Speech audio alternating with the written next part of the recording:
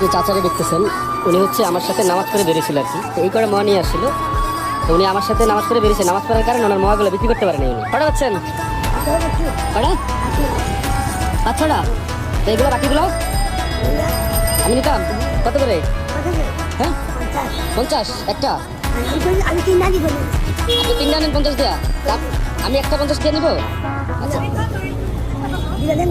দুইটা কত? 100 টাকা দিতাম। আপনার বয়স কত?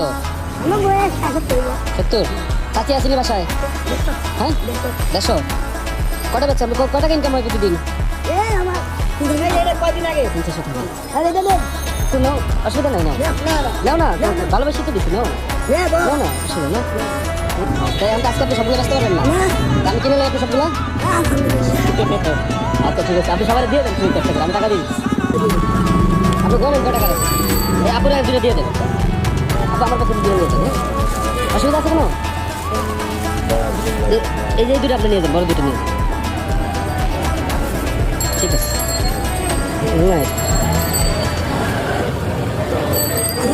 আসলে এই ওনারা দেন, ওনারা দেন,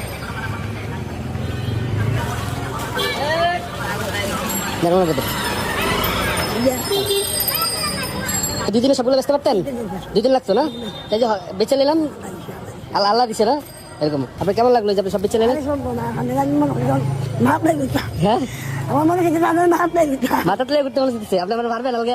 আপনি তো আবার আলগে পারবেন না, মনটা চাইতেছে মাথা তুলতে পারলে। আচ্ছা এখন আপনার কত টাকা দিতাম?